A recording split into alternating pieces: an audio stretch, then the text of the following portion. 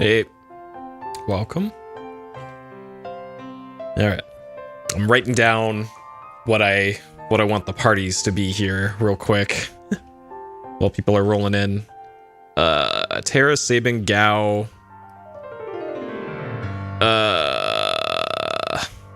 Hey, Chartry.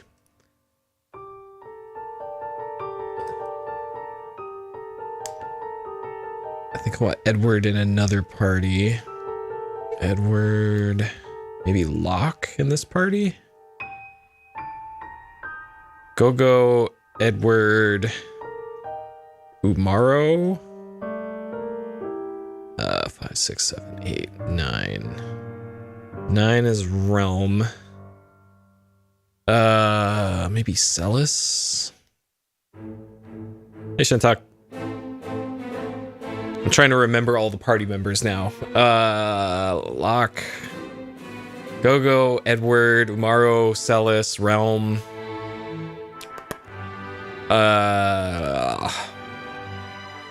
Hey, Dark Gucci.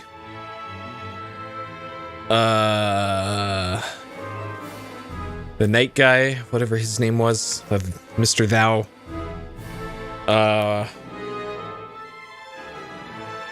Gal, Locke.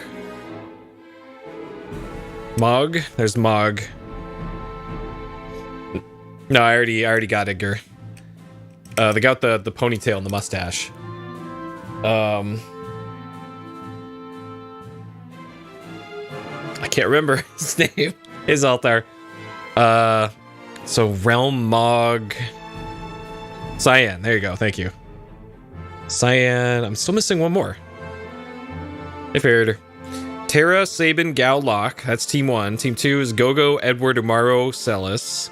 Then the last team is Realm, Mog, Cyan, and I'm forgetting the last one, the 12th character.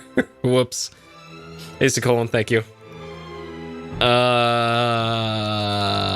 Oh, the airship guy.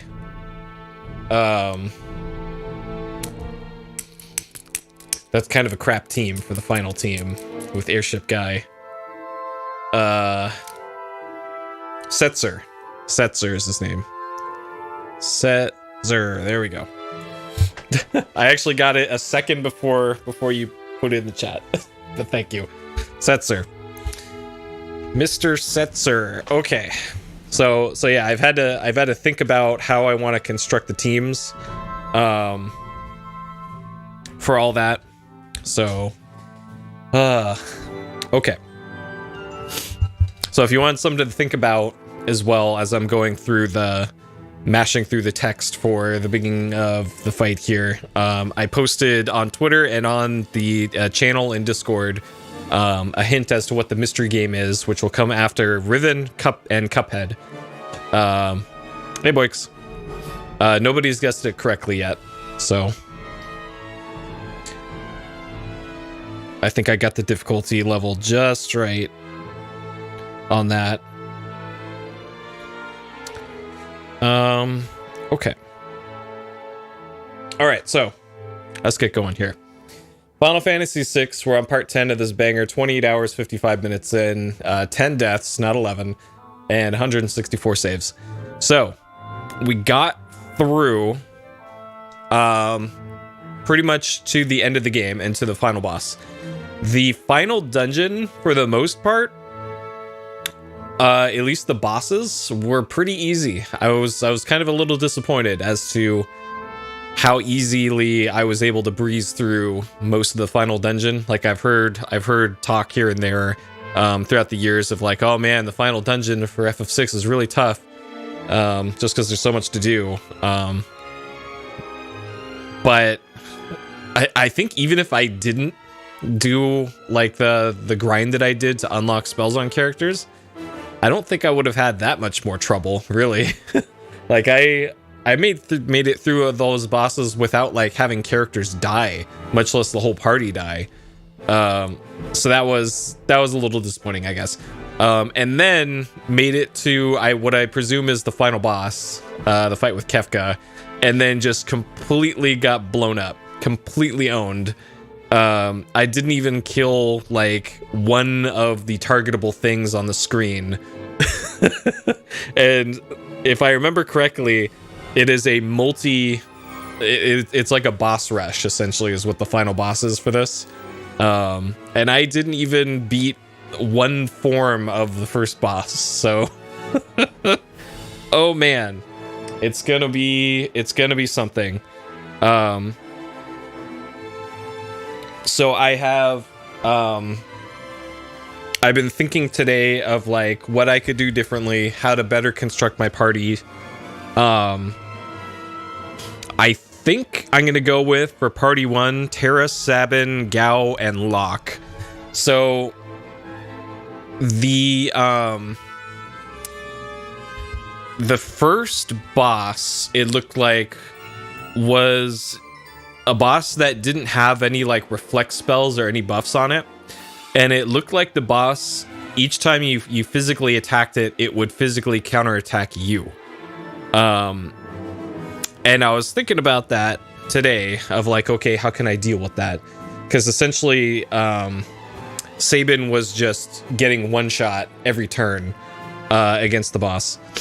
So I was thinking back here to the manual, and one of the things that I glossed over in the manual when I first went through the game, or through the manual, where is it? Okay, the Vanish spell. This spell makes a target character temporarily invisible, and I believe if you are vanished, I don't think you can be hit by physical attacks, I think.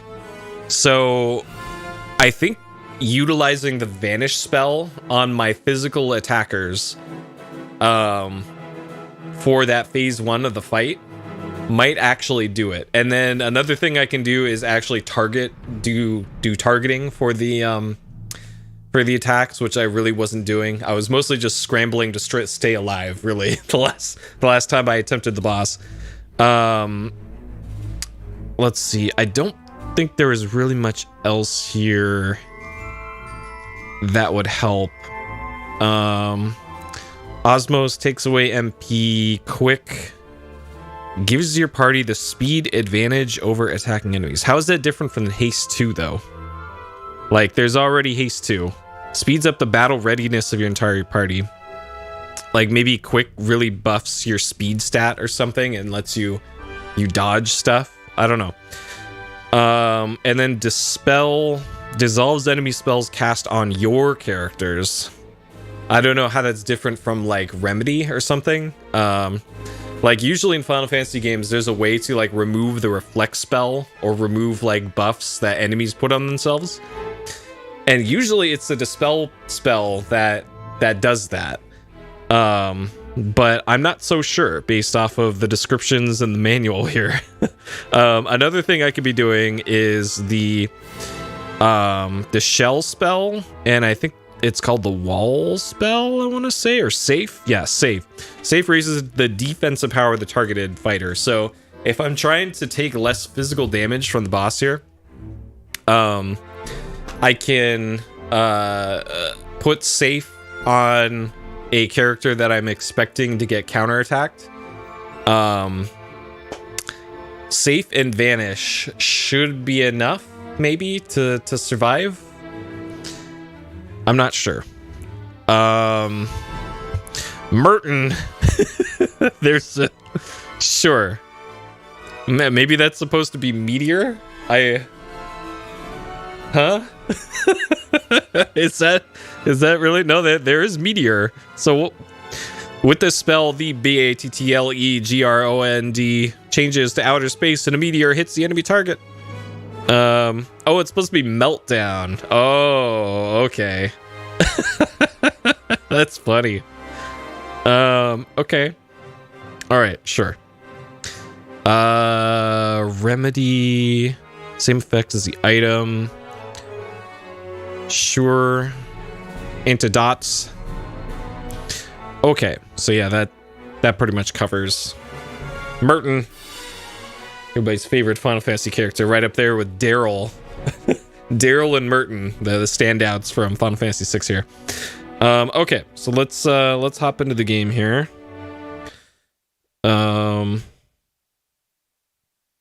If everything goes smoothly, this might take a half an hour, but if it doesn't, then this might take significantly longer than that. We shall see, though. I should point out, though, I did boot up the game this afternoon.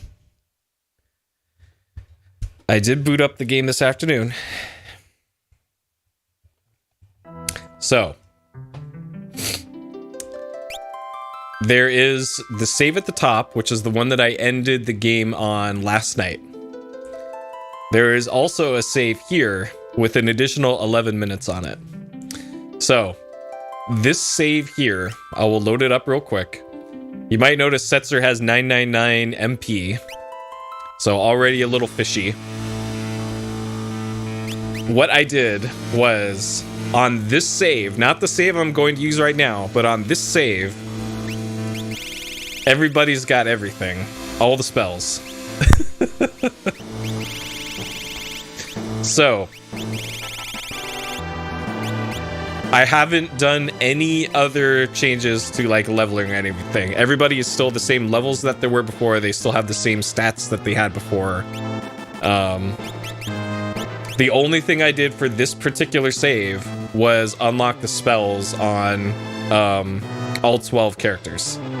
Just in case I get so fed up with this that I just say, fuck it, I just want to get through it.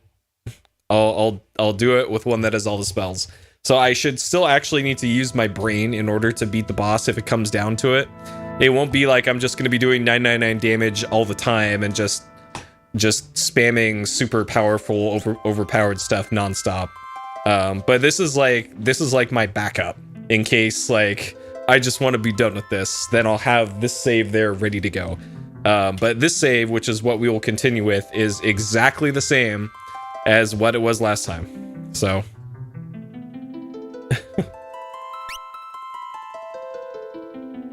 Alright, so you can see Setzer's got 380 MP, so we're on the level here. This is exactly where we left off last time.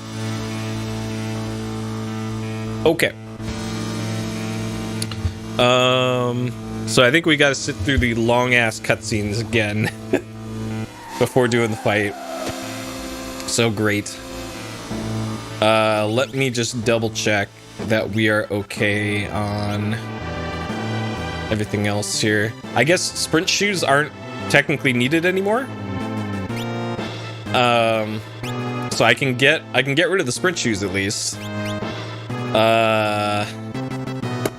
I think I want to give running shoes to Umaro.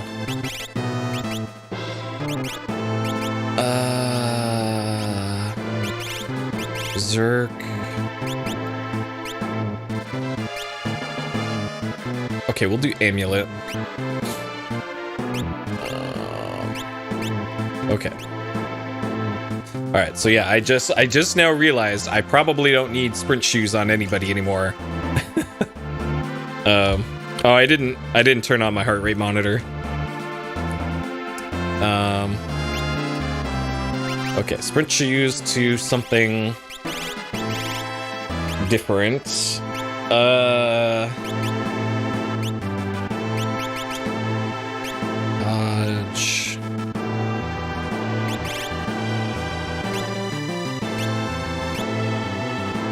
Sure. Genji glove. Okay. Okay. And then Umaro is gonna get the running shoes.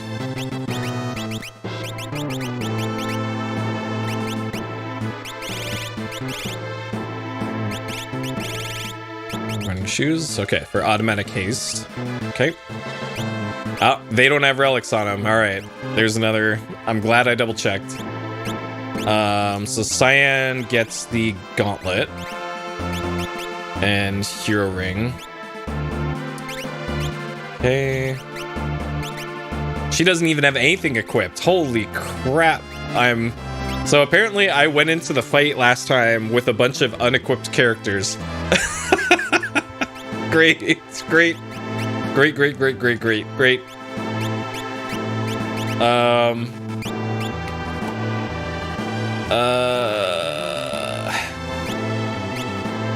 No wonder I got my ass kicked.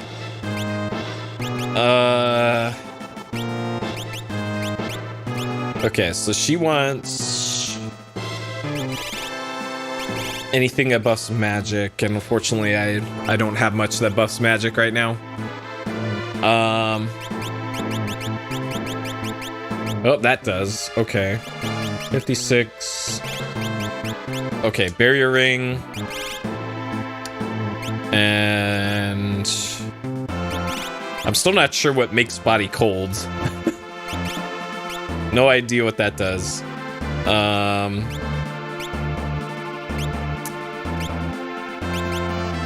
Sure, dodge those attacks. And then Gao.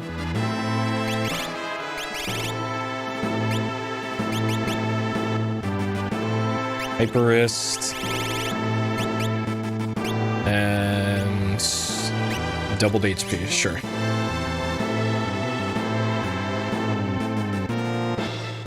Okay.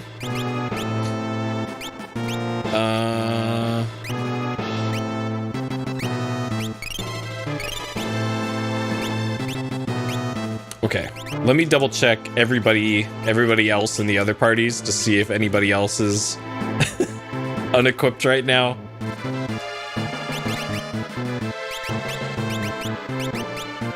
Okay. Okay.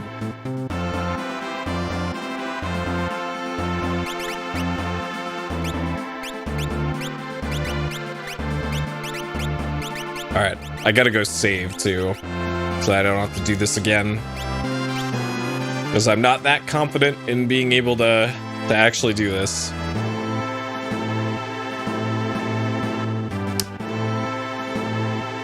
I forget which one of these goes to the save point. I should have gone to the save point with the other characters. Now that I think about it.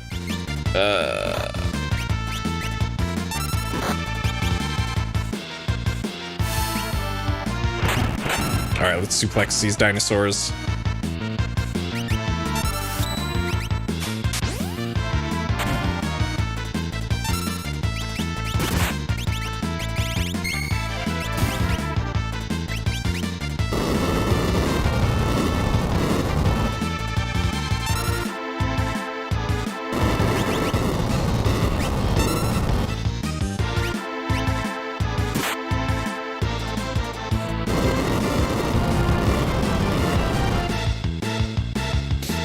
Alright.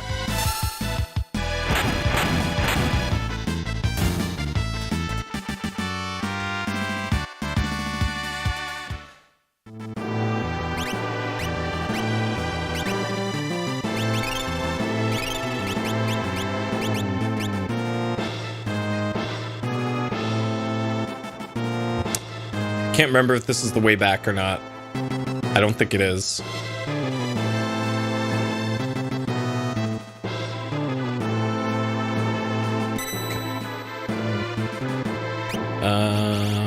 Tense. Oh, this is all the way back. Shit. Whoops. I guess we can still save here. We can still save here, though.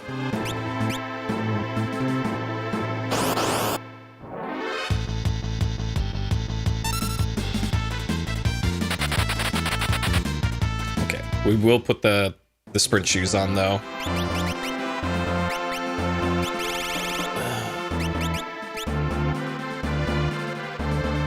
So she had a ribbon on.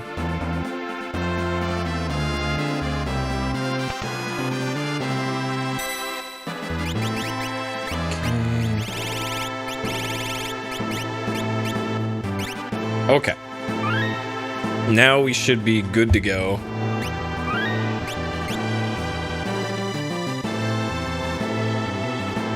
All right, let's do it. Time for a few minutes of tech skipping. But I think I'll go through normal speed.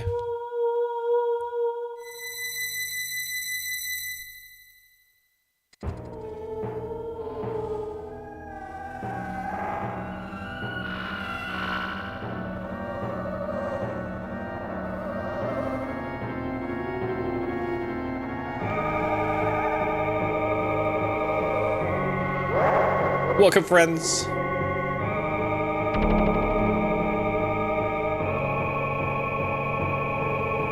I knew you'd make it here, so I prepared some suitable entertainment for you. How long are you gonna let the destruction continue? I've tapped into the ultimate power. Observe. Such magnificent power, you were like insects to me. I will exterminate everyone and everything.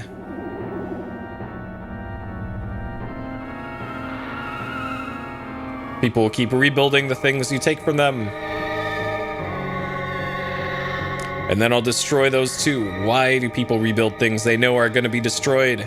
Why do people cling to life when they know they can't live forever? Think how meaningless each of your lives is. It's not the net result of one's life that's important. It's the day-to-day concerns, the personal victories, and the celebration of life and love.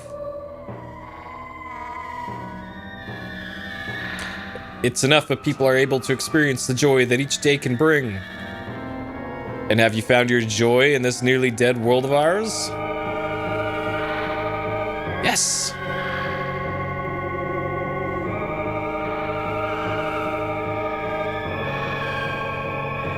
I know what love is, and I have learned to celebrate life and the living.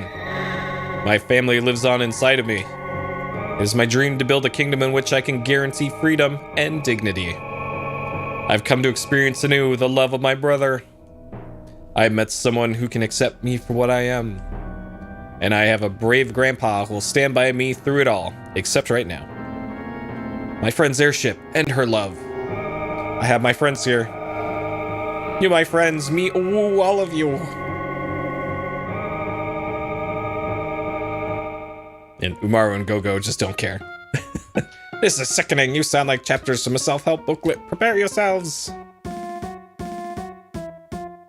Now for my next trick, I'll make you all disappear. Kefka, you don't know what you're doing. Stop. All right, then he shoots lasers at the world for a while.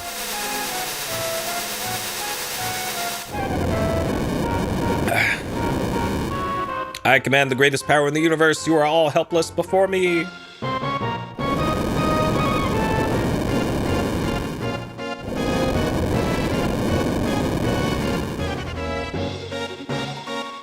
I will destroy everything. I will create a monument to non-existence.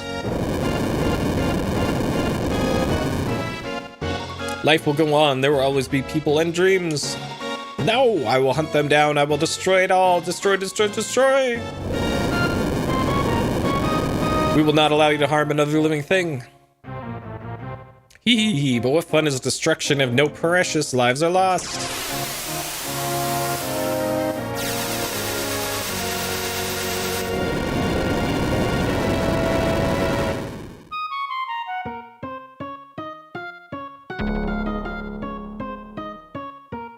It's over, Kefka.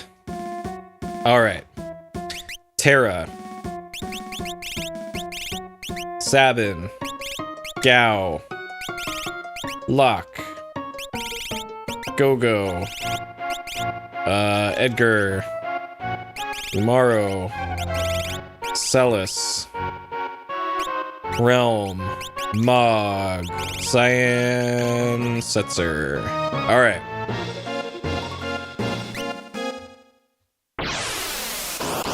Let's do it.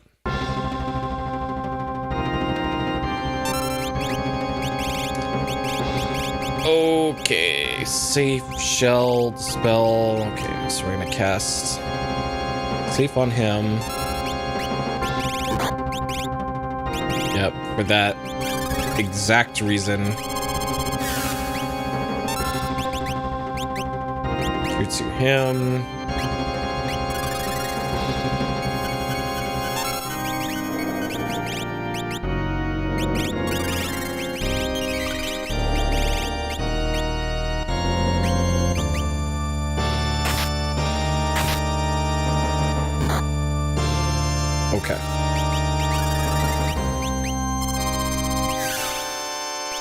Rhinox.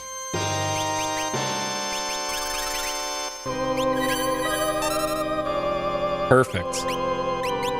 He did the thing on exactly who I wanted him to.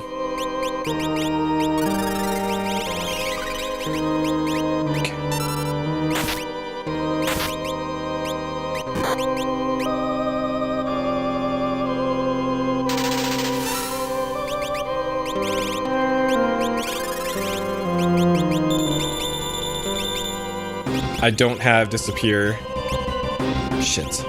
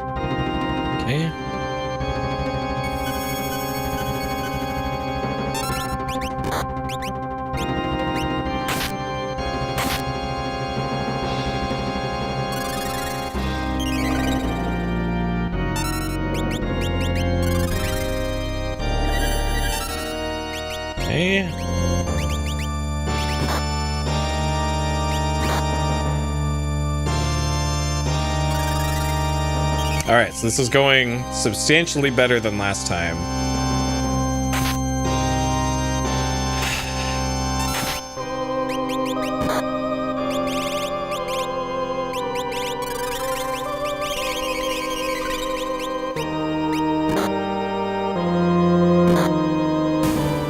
Okay, so there's one down.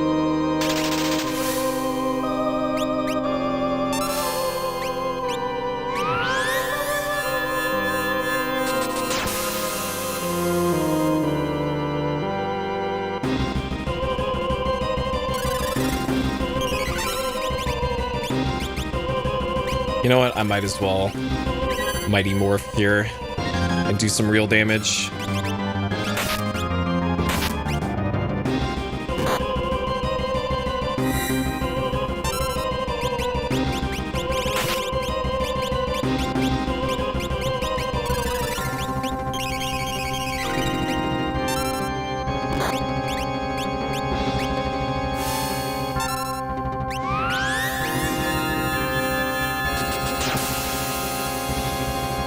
There we go. That's more like it.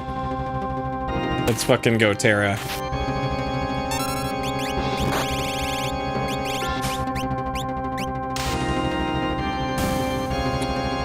That you can instant kill the boss?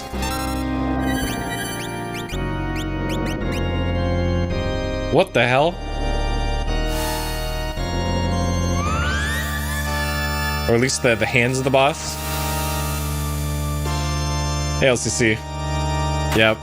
I thought about it today, how I was gonna do things differently. And it looks like my plan for this phase is working.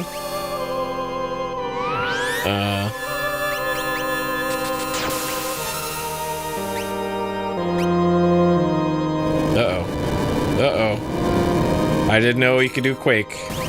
Okay. Okay. Alright, phase 1 done, it looks like.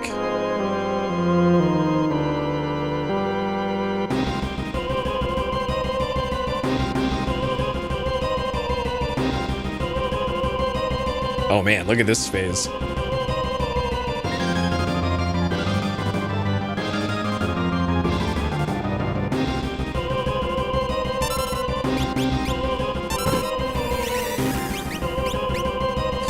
Uh-oh.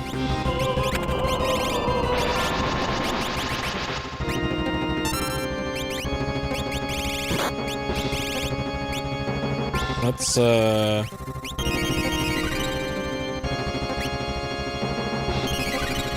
heal up the party here.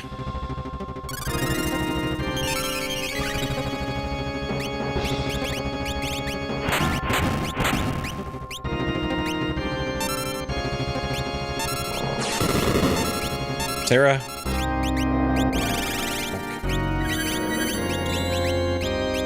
So there's a bunch of targets. We'll kill the tiger, I guess.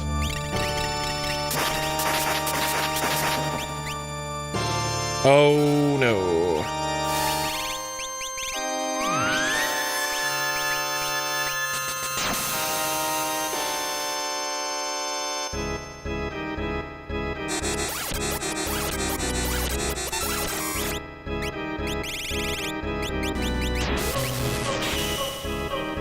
No, she stopped. I think she got stopped. Shit.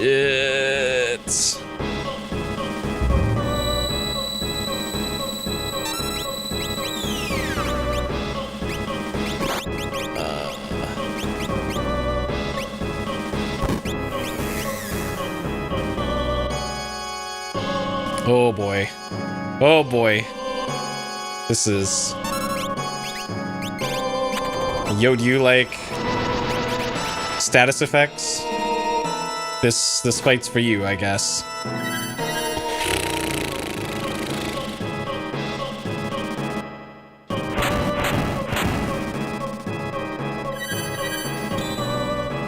Okay.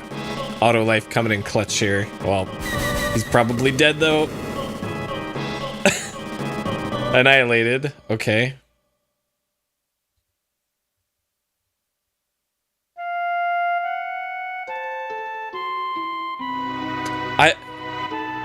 Am I not understanding how this fight works? What? What's the point of typing in all of the characters into that big fucking list if you can't use them? I don't get it. Like, are they really expecting you to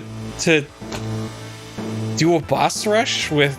Okay, I guess this changes what characters I'm using. Like, because what I was doing there was hitting left and right on the D-pad to see if there was like a swap out character command or something in there. And it didn't look like there was one.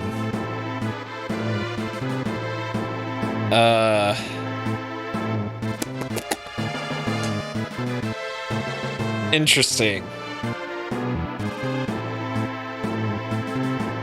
Auto life. So now I gotta think of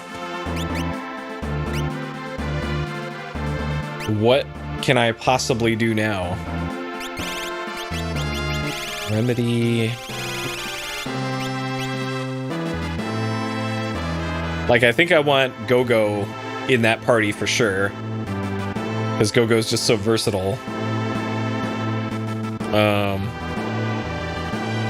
Want to hint on that work? Sure, because the game hasn't said anything about how that works.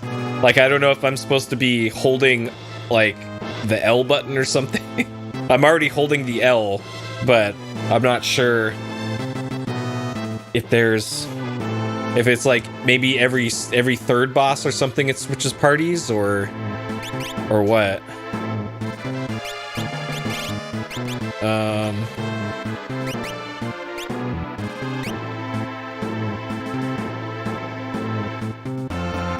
Oh, the end of a phase. Oh.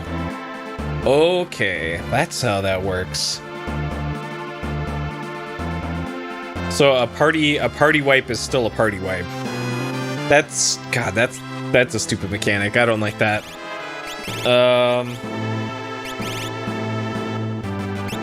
Somebody does have Vanish, apparently.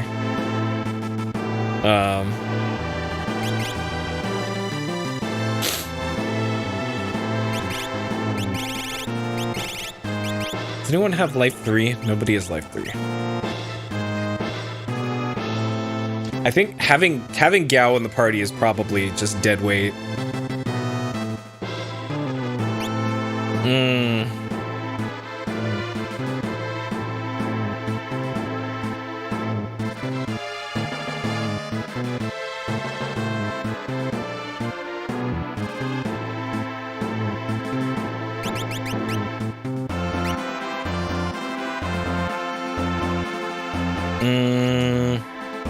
Okay, well, fake mustache isn't gonna do it either.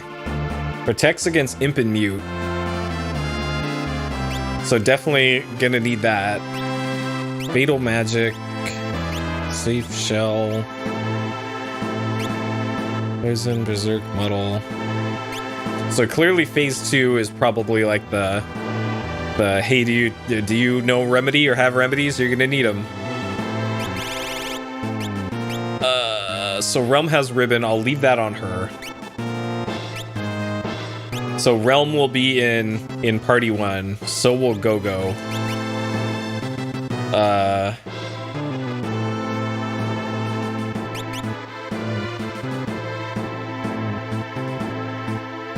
I'm thinking Terra, or maybe Celis, Realm, Go-Go, and Sabin is the party I'm going with there, and then past that it kind of doesn't matter.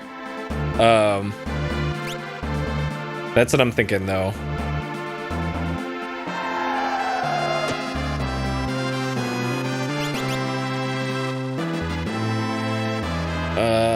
So Realm has the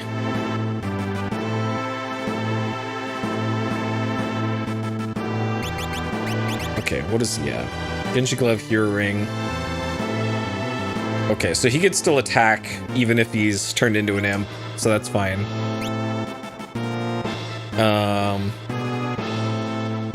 So only Celis needs to have her equipment changed a little bit. Barrier Ring, so we'll change that to the white cape. And I don't know what the Zephyr Ring does. Zephyr Cape dodges attacks. Sure. Unless I want automatic safe and shell, but I think those will wear off maybe. I'm not sure if those will just persist for the whole fight. Whereas I know this will cause more magic. Magic block percent of 89% should be pretty good on her. So she'll have really good survivability compared to like anybody else.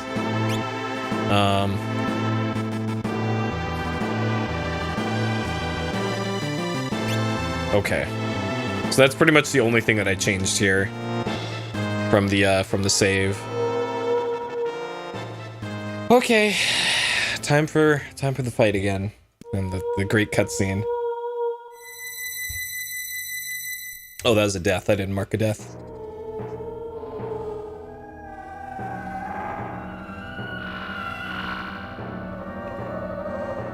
Alright, so it's gonna be Celis, Sabin, Go-Go, and Realm.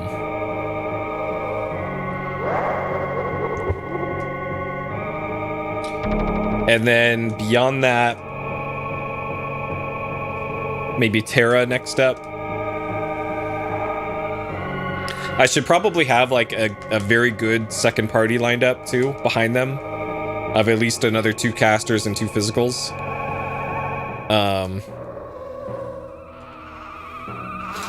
Because probably one of these phases is going to be like 3 dead characters and somebody else at like 1 HP. Is probably how this is gonna go.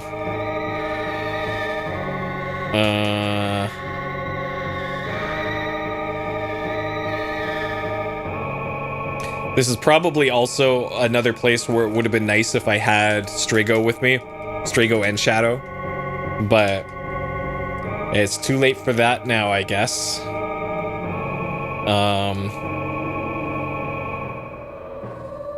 Because you probably can use all 14, 16, however many characters there are.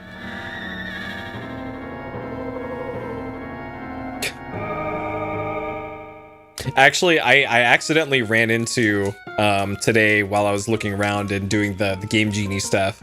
I actually figured out how you get Strago, and I can't believe it didn't occur to me the other day. I was under the impression that you probably had to climb that entire tower to like get Strago to not join the cult or leave the cult or whatever, like to defeat the cult leader at the top. It turns out all you have to do is bring Realm, have Realm in your party. when you go there, and then there's a cutscene, and you get Strago. So, whoops. And then Shadow, I'm pretty sure Shadow's is dead. Because he doesn't even show up in the shop interface, whereas Strago did. So, yep. Yeah, because I went there this afternoon because I was curious how big of a pain in the ass it would have been to do the cultist tower. And like, you straight up don't even have anything in your command menu except for magic and item. So, like, nope. I just immediately turned around and left. Okay, Celis, Realm, Sabin, and Go-Go. Okay. Oh, it's the FF7 staircase climb, except with really bad battles. Okay, so then backup team here is Terra, Cyan,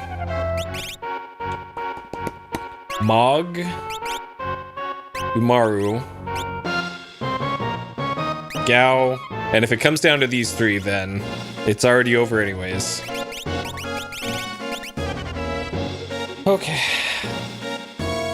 Ultima's the final attack, and you need life 3 to survive. Oh, baby.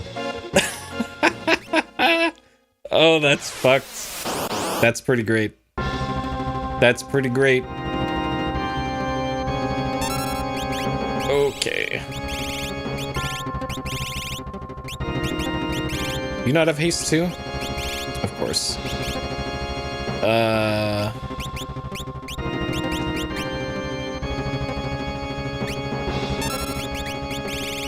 Our polarity. Okay. That put everyone in the back row, I think.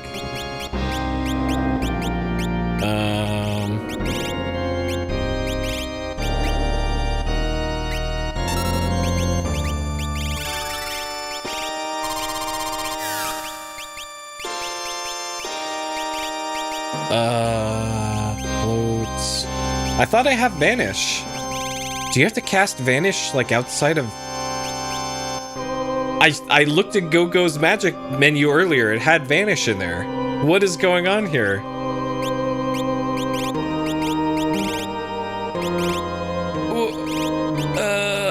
Okay, sure.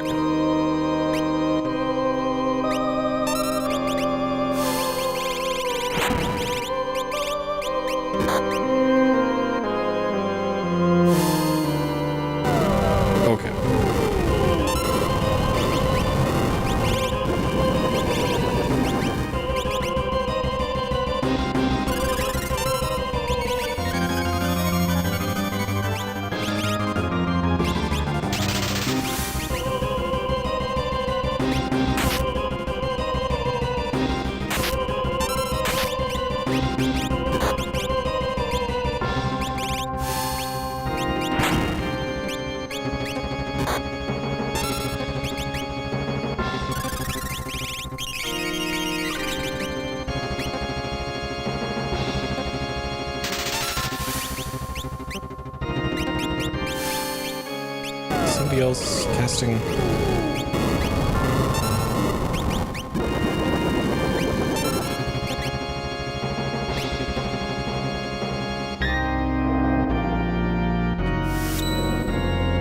Realm, please cast Cure 2 before all these go off.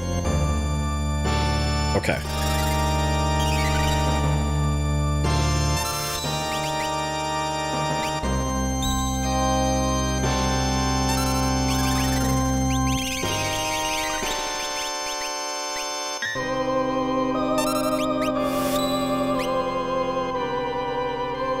Alright, the name of the game for this fight is Incorrect Blitz Input.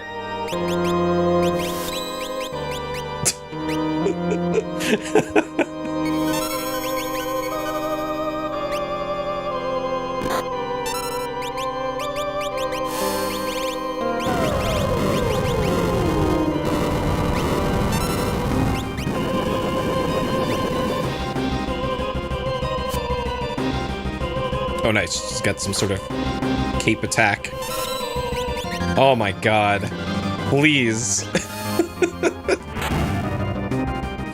This... My D-pad is just letting me down right now. I could do this on the analog stick.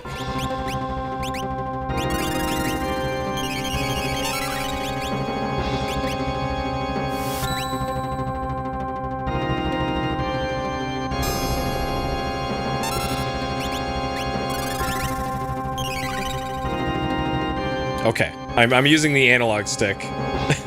And that seems to work much better.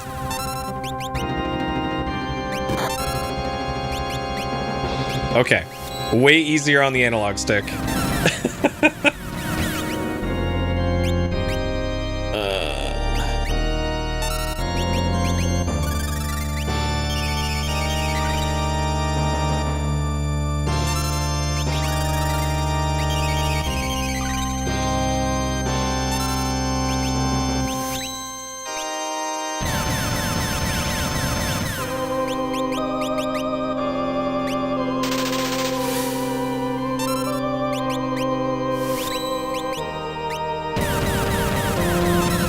Sorry about all the flashing.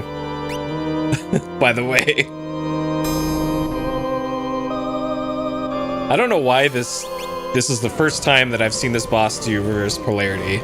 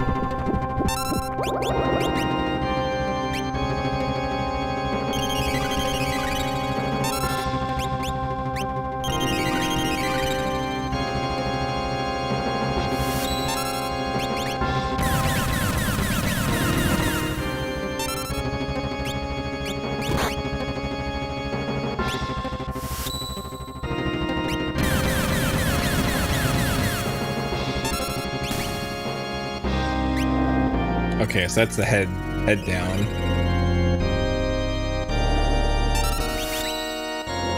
Alright, Go-Go and Sabin just going in. Okay. Alright. Phase 1 complete. Now phase 2 gonna go much better this time, probably. Because I think most of them have protection from...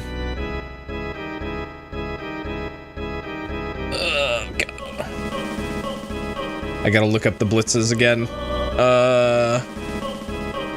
Spiraler, Fire Dance. Okay, starting from up. 3/4 circle to the left for Airblade. Okay.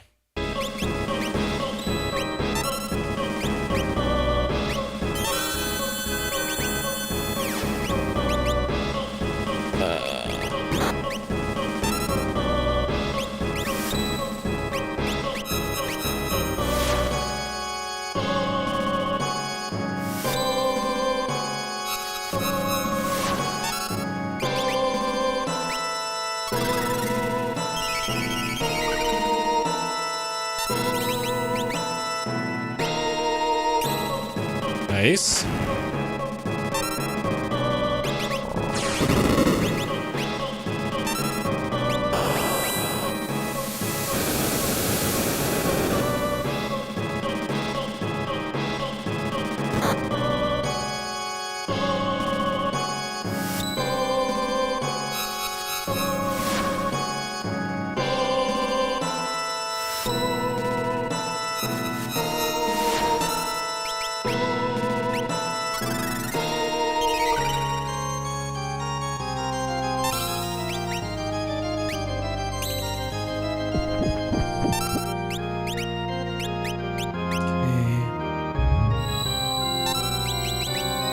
Alright, soft on... Oh, it missed. Okay.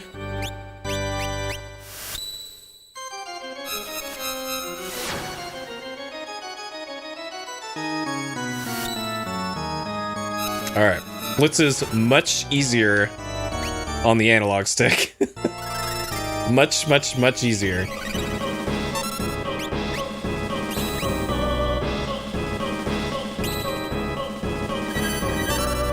Okay.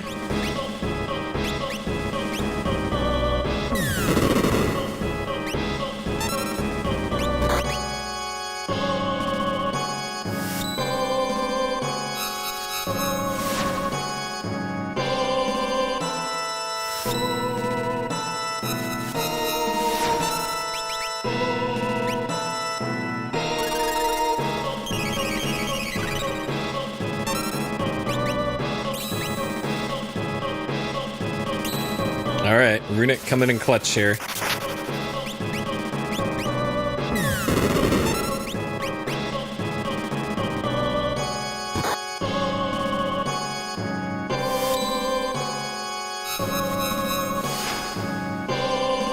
How are none of these dead yet? Come on. This has been like 10 rounds of this.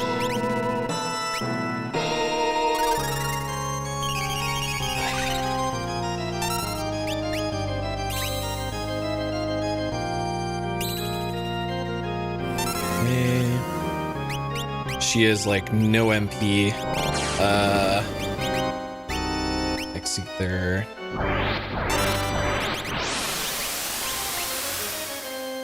That's gonna freeze people.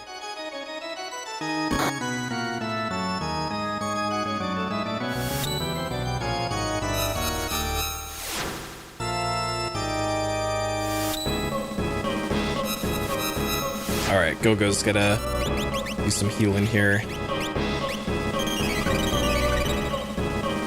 Okay.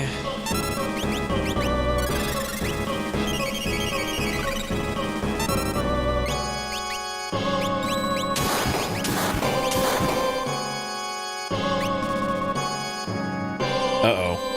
Okay. Dude, this is so many attacks. Holy shit. Alright, who's dying? Probably, yep. Okay.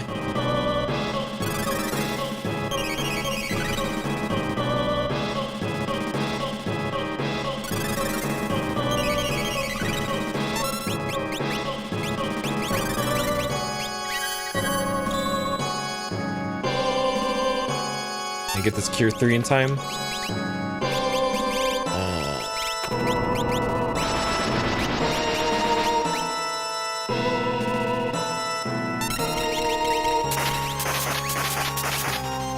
Alright, we're in damage control mode here. Are you fucking kidding me? God, ugh.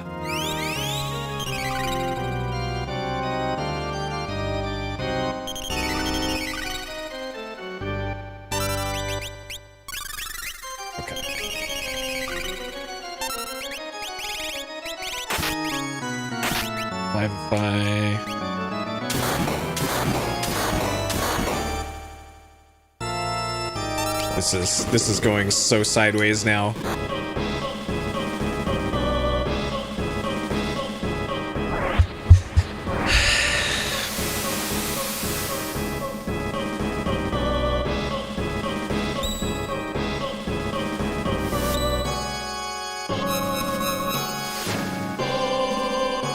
How are none of these dead yet?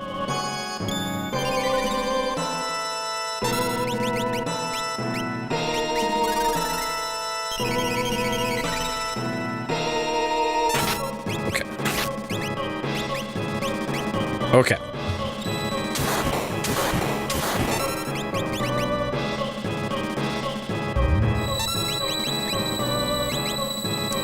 That's Realm. Gonna sell us. Please stop it, boss. Oh, great.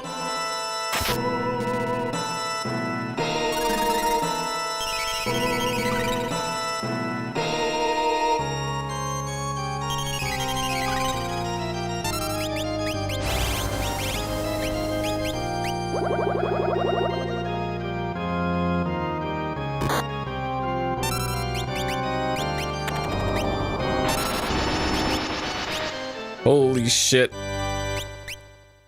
Dude, this is... Okay. I clearly need to be doing single target attacks for this. Wait, why is Go-Go... Is Go-Go zombified? I can't even tell. Like, okay. Okay.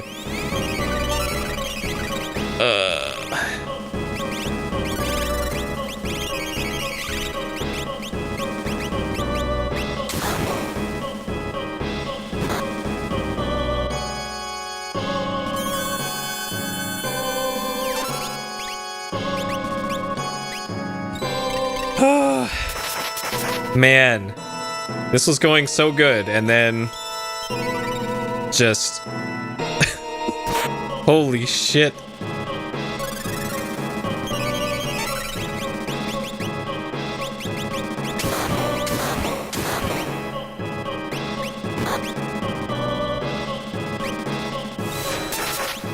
Okay. Tier 3, everybody. Please don't kill Go-Go. Go-Go's the only one with Tier 3. Okay.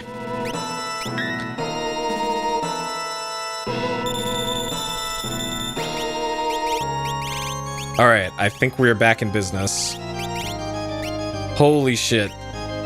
Alright. Okay. We're back in business.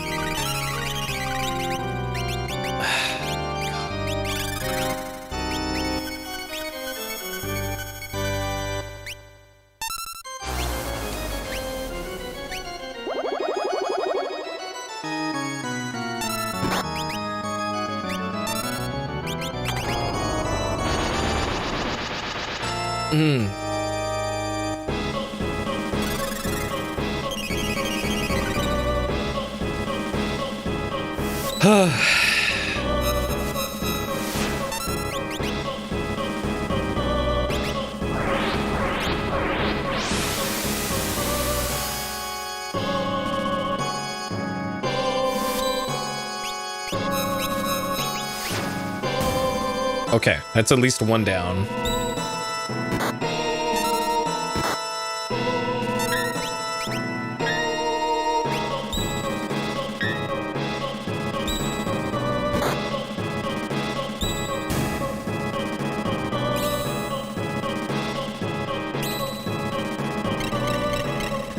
Okay.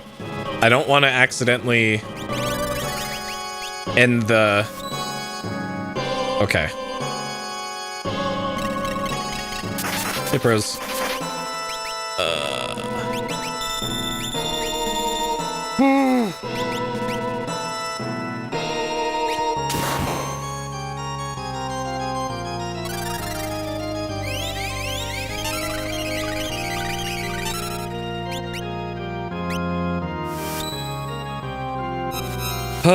Oh my god. Okay, there's another one down.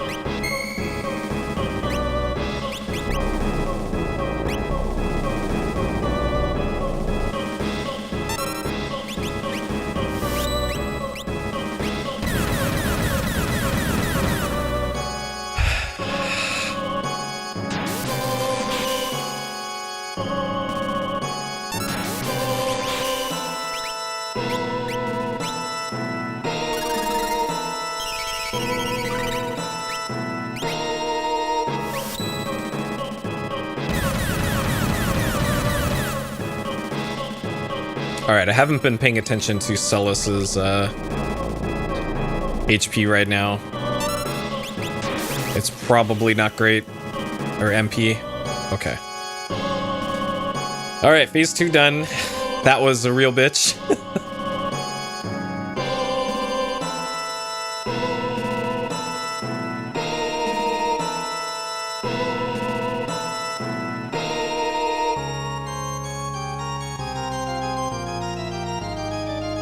It looks like there's 2 targets here.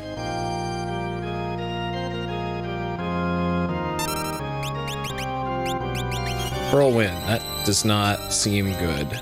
Okay, there's 2 targets.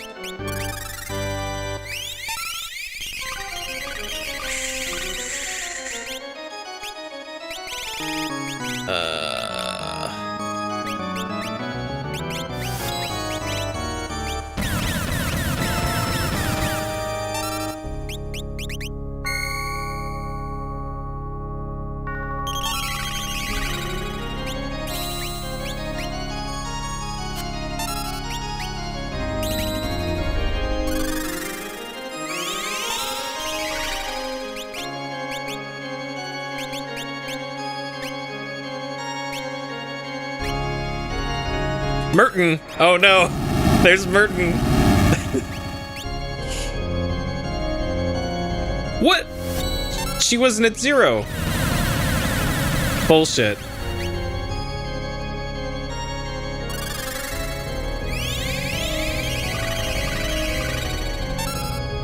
She can't hit me with the Merton.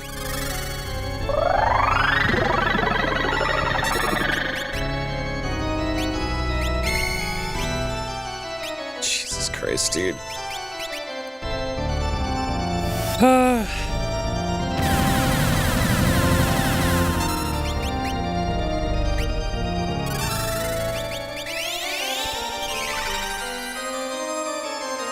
Not another Merton.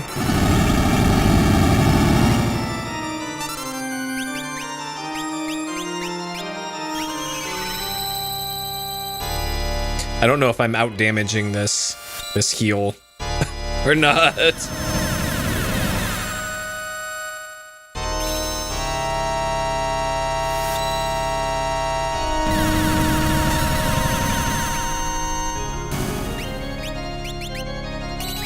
Okay.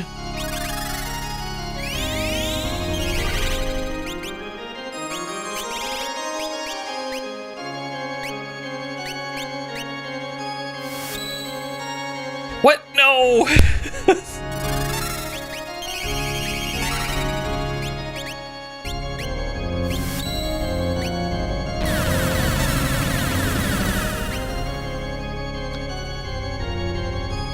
Alright, Whirlwind. There. Okay.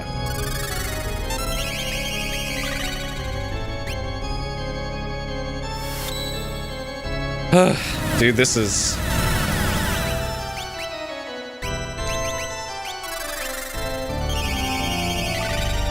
This is tense. Like,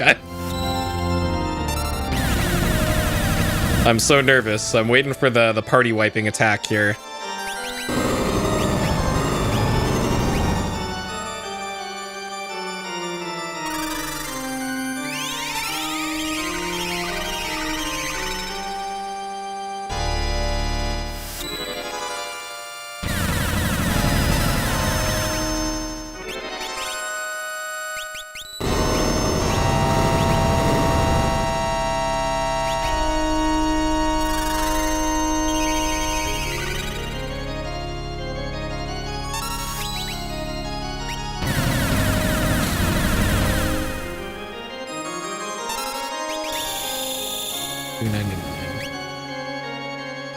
Well, there goes Realm. Alright, phase 3 done.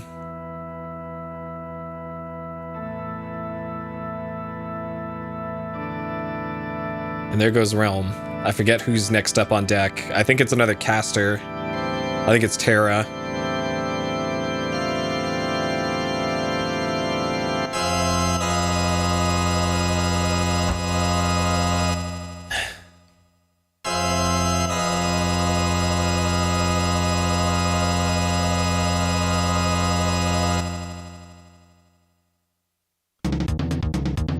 Life, dreams, hope. Where'd they come from? And where are they headed? These things I'm gonna destroy!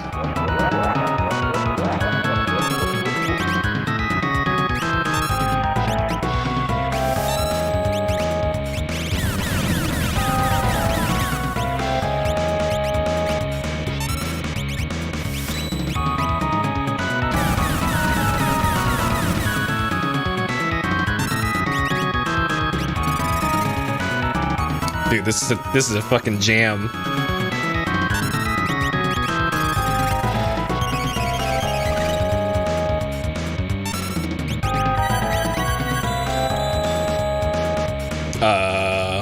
Okay.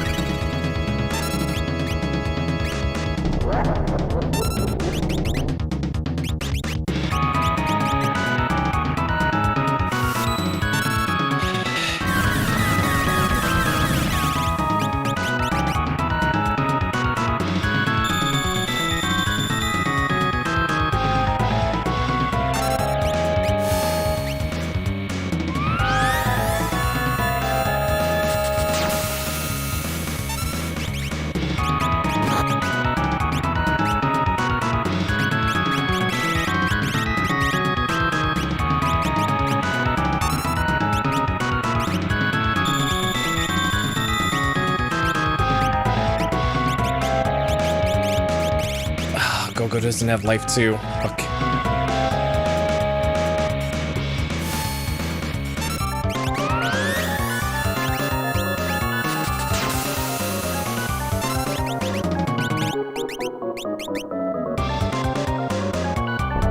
Oh man, this is tense.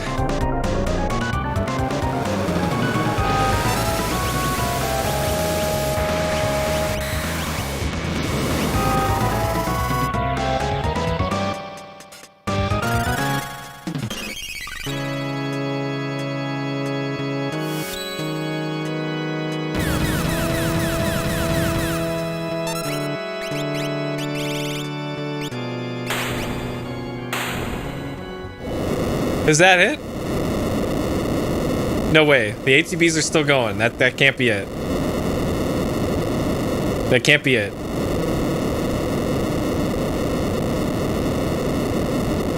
I did it?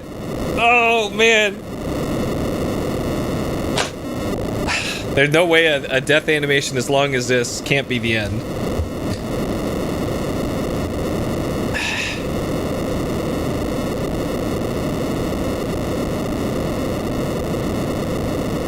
This is a really long death animation. Still going.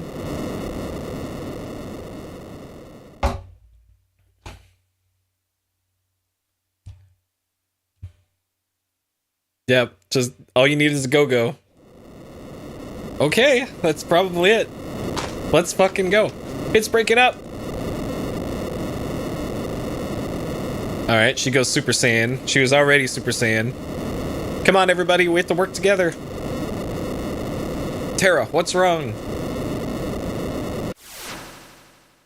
Uh-oh, she got in her Pokeball. The Magicite. Magic is disappearing from this world. The Espers, they no longer exist. You mean Terra too? Come with me. I can lead you out with my last ounce of strength.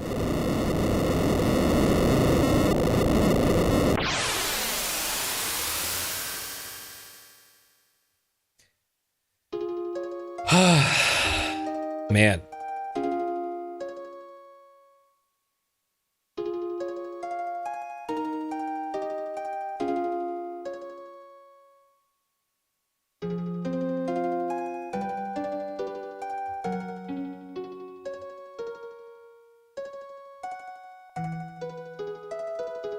That's a pretty good page flipping animation.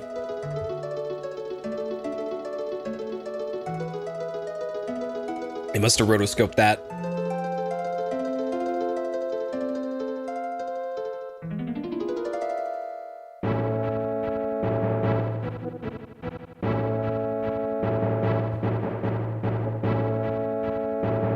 Cyan. Garamandi.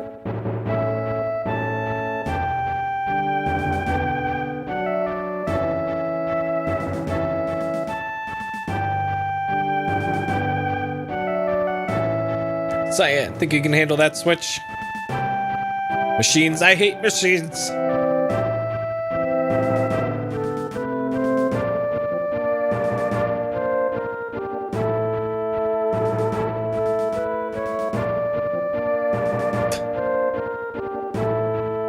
You just have to show technology who's boss.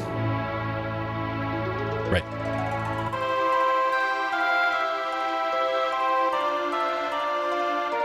Setzer as Setzer Gabbiani.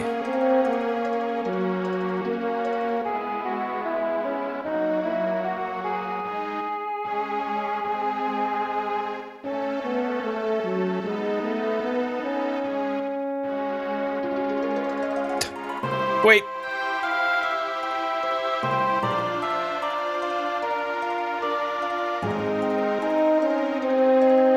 Let's go that way. Sometimes in life, you just have to feel your way through a situation. Daryl, I'm starting to sound just like you. All right, another Daryl name drop in the ending. Edgar as Edgar Roni Figaro. Sabin as Sabin Rene Figaro. I guess they do the character name as because you can rename your characters. So if we wanted to name a character Butts420, you would say Butts420 as Sabin. I didn't turn my back on the kingdom, big brother. I knew you'd be a better king. I trained hard knowing I might have to help you one day. Now I know why I have these stupid muscles. Edgar could have done blitzes this whole time, I guess. Lame. Mog as Mog.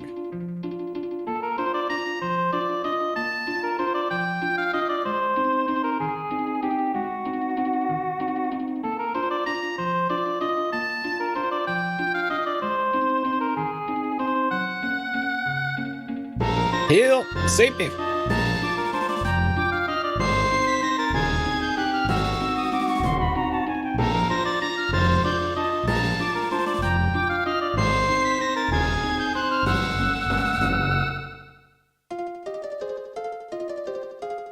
The hair, watch the hair. Right.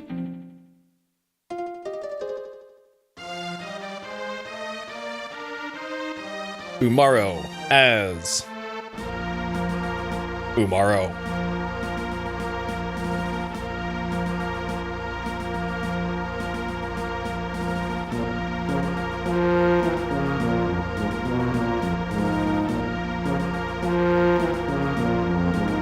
It won't open.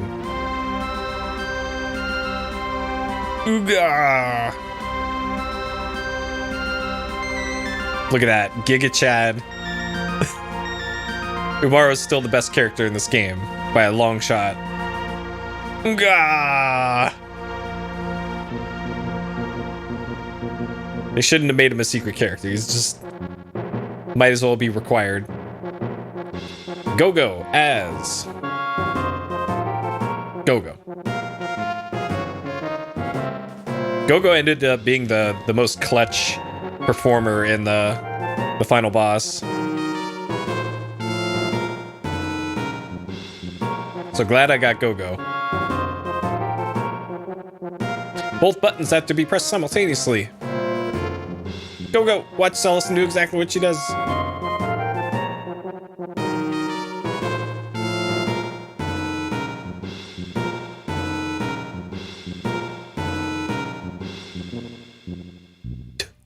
Whoops. Gao as Gao. Ancient castle underneath Visit Girl Castle? Huh. I thought that NPC talking about the castle under the sands was Figaro Castle. Because that's where it was. It was stuck under the sand, right? Huh. Gao find shortcut.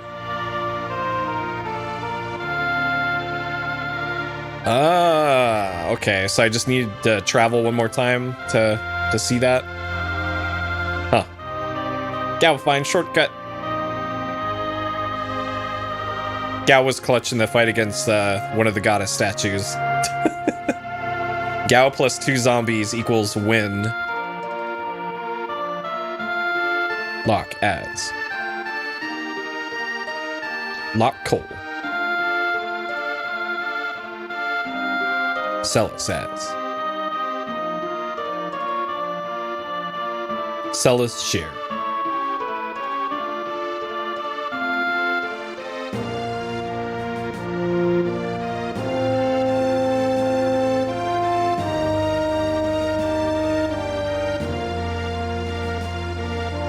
Come on, the floor's about to break apart. What did she drop? Is that a sash? Did she really have to go back for that? Look. I will not let go. I promise.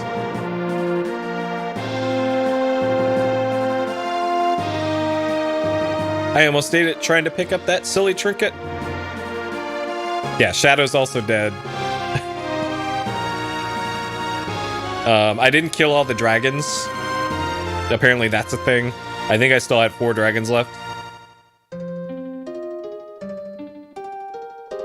Tara as Tara Branford.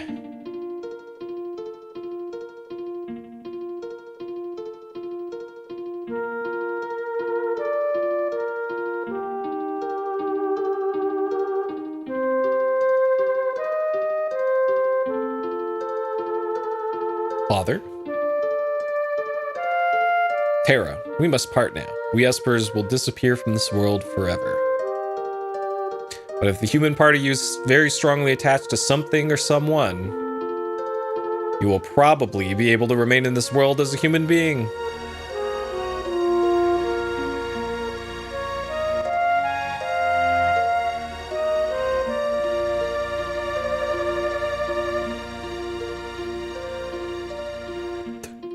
Alright. Realm as Realm Arrowknee.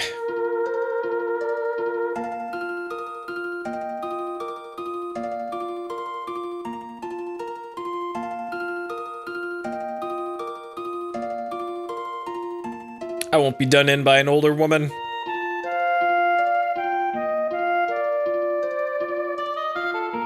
Wait a minute, lover boy.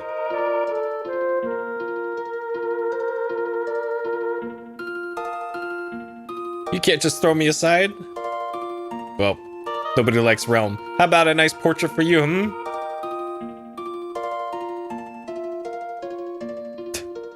Sure. Shadow as... Oh, rip Shadow. Shadow as Shadow.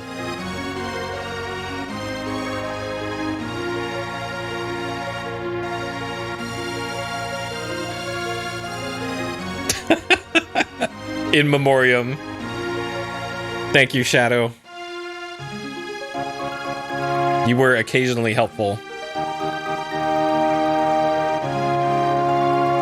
Hey, remember this area with trees and this well?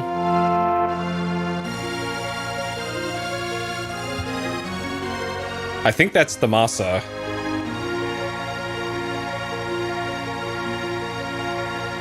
I get, like, maybe that's supposed to be a hint as to where to find him, I guess.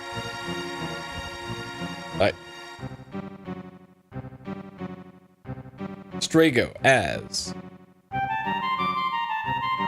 Strago Magus.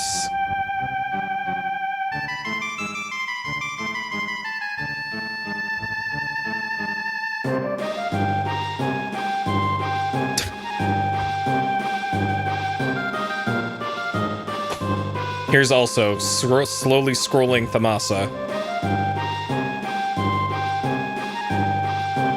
So again, I did figure out how you can get him. You just need to bring Realm in your party and then go to the base of the Cultist Tower, and there'll be a cutscene. And me! This guy.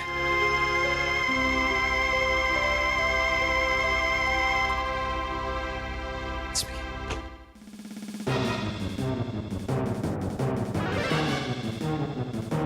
Come with me!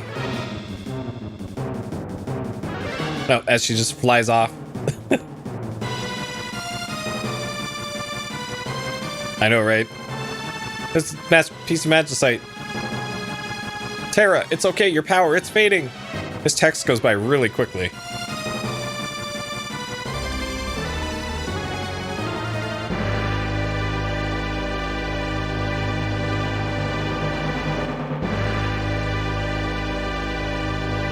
Terra, your strength is going.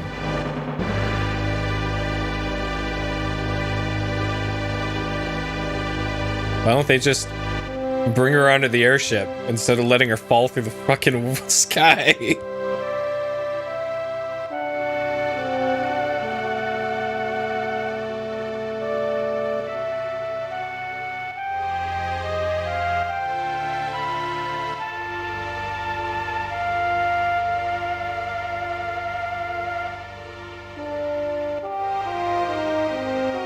Do it right, Katerin. Gotta hang in there.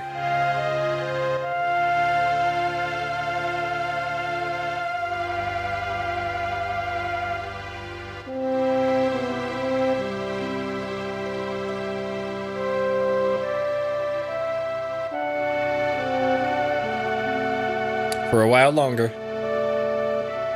I don't see Terra there. There's some crater down on the ground. Just a little longer. Where's Terra?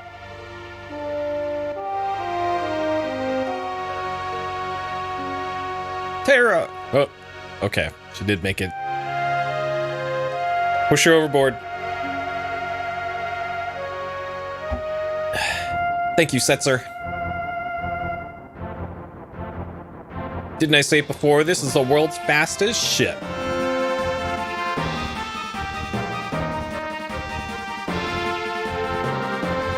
That's what they end the storytelling on.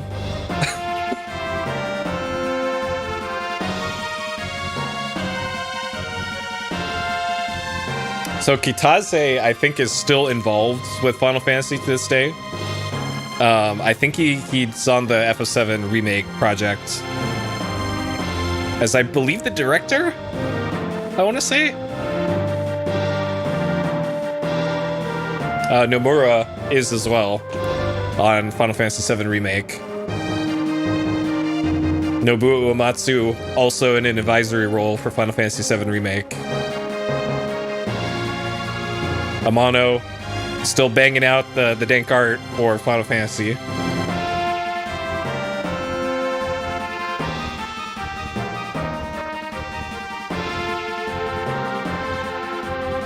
Oh, the 13th producer?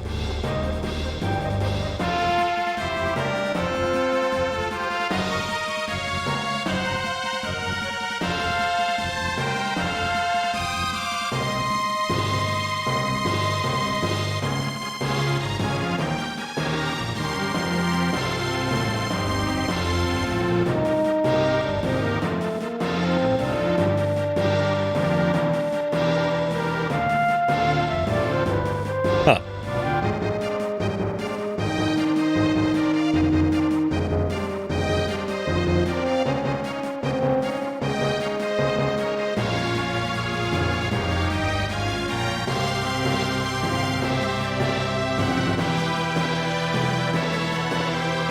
There's a really good use of mode 7 in this ending.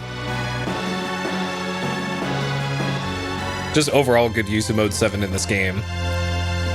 It's really cool in the intro, and now it's really cool in the ending.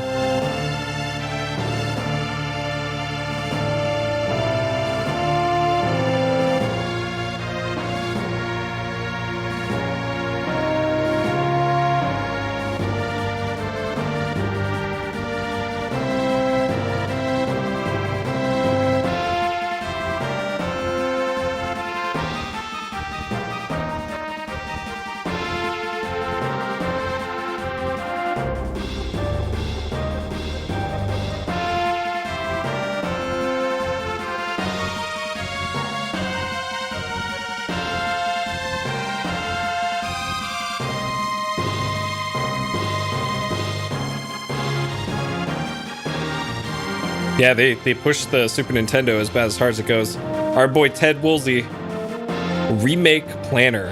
Huh. Interesting. Maybe that probably means editors, I guess.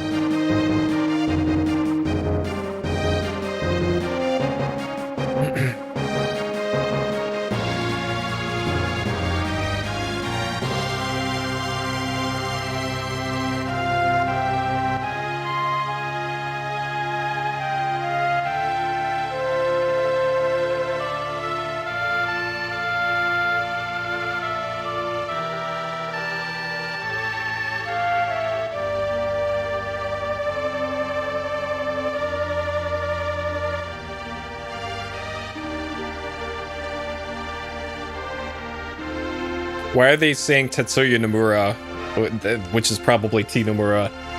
They're giving him a tester credit too.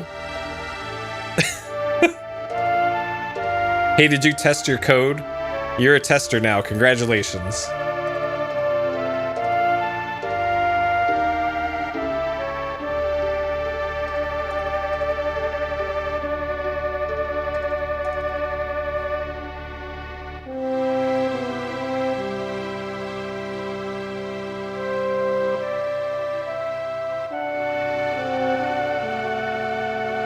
Was Live Alive, Live a Live, Live Alive, was that after this in Japan or before this? Or around the same time? Because I know that got a remake or a re-release recently on, I think, just Switch? And I completely forgot about it. Doug Smith.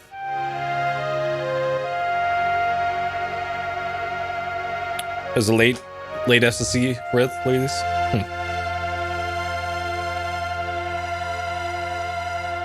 Oh, okay.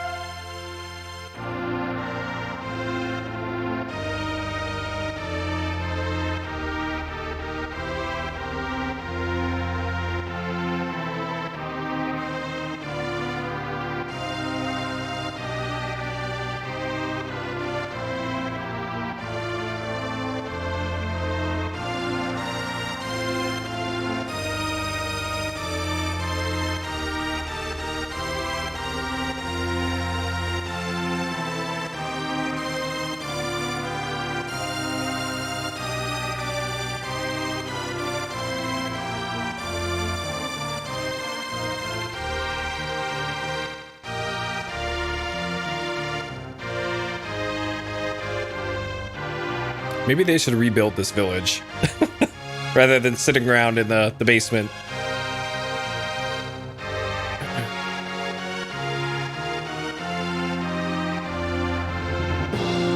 Okay, that's the Masa. Okay.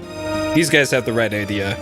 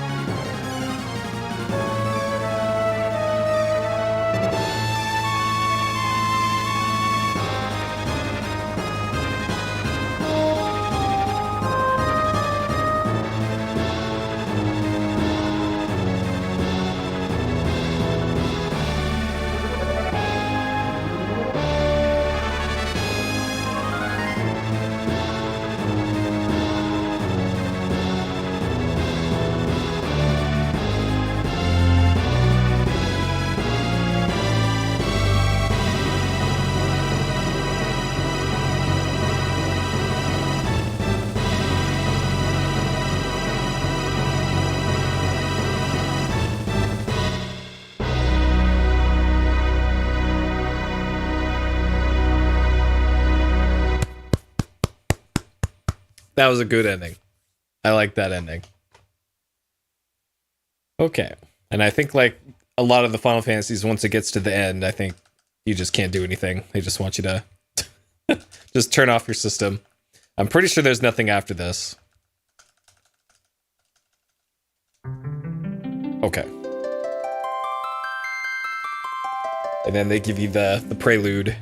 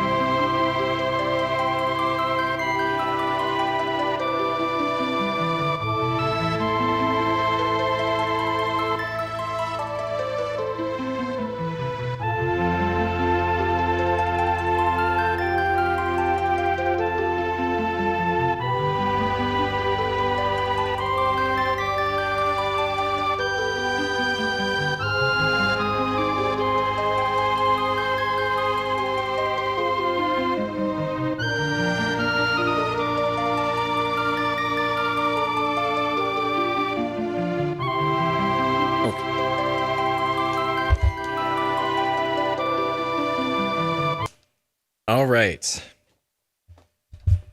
Final Fantasy 6, huh? Cool.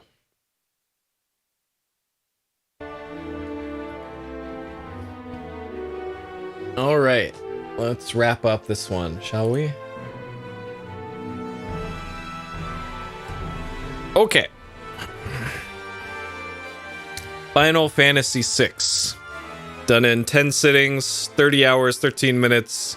11 deaths, I guess? Sure. 166 saves. Okay, just making sure my information checks out. It looks like it does. Huh. Okay. Completed? Yes. Cheated? I had a cheated save ready to go in case I wanted to just bail on the Kefka fight and just see the ending. Luckily, it didn't come to that, and I went through it with everything that I earned in this playthrough. So this is a legit playthrough for this. Okay, things I liked. Really great art design and sprite work.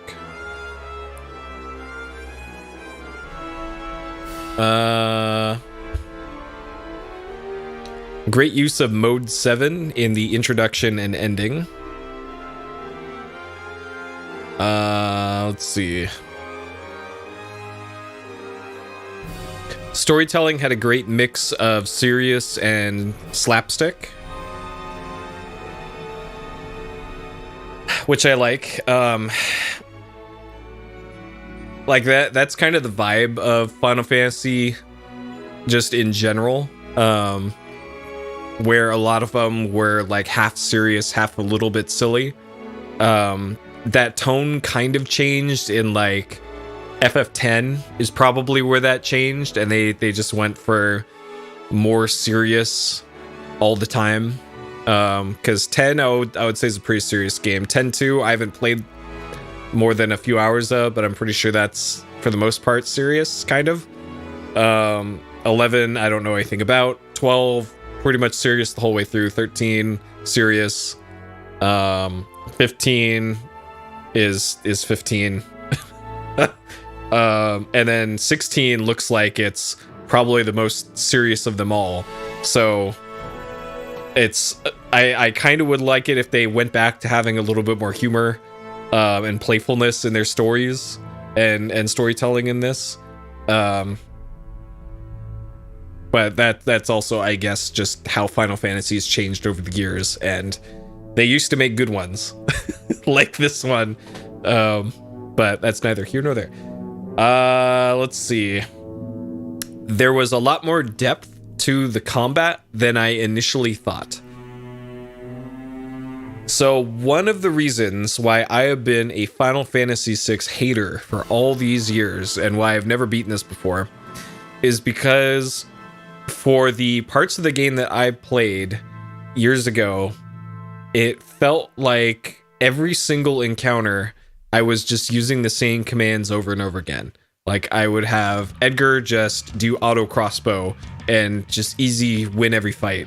Have most characters just hit fight and then have a healer occasionally heal, and that was it. And it wasn't until this playthrough that I learned how much flexibility there is in equipping espers and like evenly distributing spells on people, like making sure that your casters are the ones that are actually getting the good attack spells, and you kind of have to think a lot more about fights in this than you do in some other ones, because kind of different in this one to some of the other ones that I played. You have a little bit more flexibility in how you want to build out characters. Like, each one will generally have like their specialty, but you can still have people do multiple things at once. And especially true once you get Go-Go near the end of the game, and then Go-Go can just be whatever you want Go-Go to be. And I guess I've never really played it, but Final Fantasy V, I think, is even further in the customizability direction, based off of the job system for that. But again, that's on the to-do list. I haven't played that one yet. But I feel like they probably got it just about right balance-wise for this one, as far as I felt during this playthrough, at least. Let's see. I felt it was balanced enough that I really didn't have to grind that much. So this game avoided the Pokemon problem of I've got 4 good characters out of the 12, and those 4 characters are going to be level 50, and everybody else is going to be like level 10, because I've never used anybody else. I think this game did a good job of forcing you to have a varied party and actually keep your whole party up to date. Which, like, in future games that I played, like Final Fantasy VII and Final Fantasy VIII, you could just go through the whole game with the same set of characters, and you're not really punished for that. And the level scaling as well. So I think that was a great move for them. And I think that decision for that was probably super necessary because of the way that the final area works, right? If they're going to force the player to create 3 different teams in order to beat the final dungeon, then it would be really messed up if the experience wasn't shared between inactive party members. So it's great that they did that, but I don't think there's any way to not do that if that's how they were gonna design that final boss, or the final dungeon. Let's see. Some memorable boss fights, especially the final boss. That fight, the final fight with Kefka, oh my god, that was like, I was actually tense the whole time because I was anticipating, like, at any point here, my whole party can just die. And it almost did happen in, it was phase 2, I think. The one with like the four dudes on it with like the tiger in the front. Everything was going fine until I think one of my characters got one shot, and then I just had to scramble and heal and try and get back into the fight for like, it felt like 5 minutes of me just trying to hang on and then I was able to stabilize and actually get through that. So that was pretty wild. Let's see. Great music and sound design. Like you really can't go wrong with music as far as Final Fantasy is concerned, past like Final Fantasy 1, I guess. So yeah, just non-stop bangers, top to bottom in this one. Love it. If soundtrack's good enough to just listen to the actual music from the game itself, not even covers or remixes, then you know you got bangers in here. And I think this is my second favorite version of the prelude in this one. My favorite is the one at the opening title, the staff roll in Final Fantasy VII, but this one's close behind it. What else? I like how open-ended the World of Ruin section was. So inevitably, in a lot of Final Fantasy games or RPGs in general, you kind of get to a point where it stops being super linear like a lot of JRPGs can be, and it kind of opens up, and you can just explore the world, do a bunch of side quests, do whatever you want. And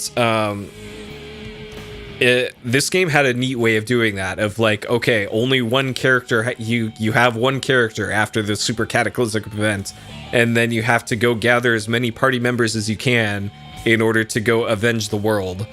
And that's a really cool setup for that. Like usually in a lot of JRPGs, the cataclysmic world-ending event generally doesn't happen because the heroic party has stopped it in a lot of JRPGs. But in this one, it happens. The world is fucked. And you have to try and pick up the pieces, and in the meantime, go do a bunch of side quests in its own order and whatever you want to do.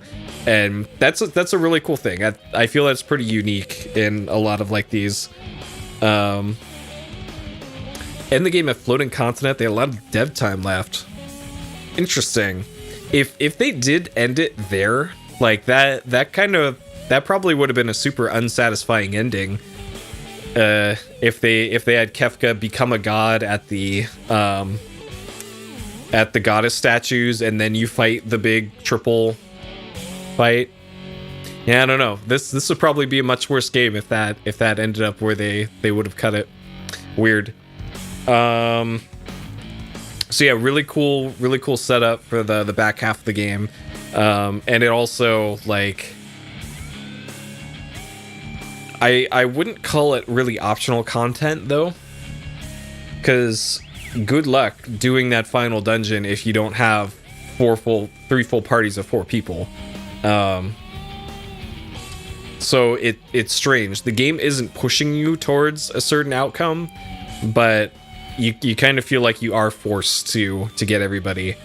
But again, I don't think that's a bad decision. I think it's a great decision how they handled the quote-unquote end game for this.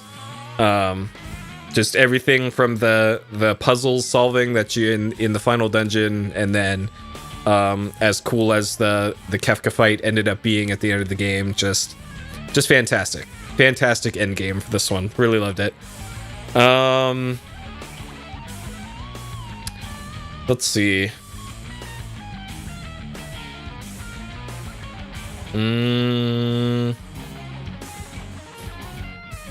I think that probably covers most of that. Yeah, if you don't talk to NPCs, then good luck finding anything. But if you're that far into a JRPG, you probably know by then to not skip NPCs, you know? And I think that's most of the things I really like. Things I did not like.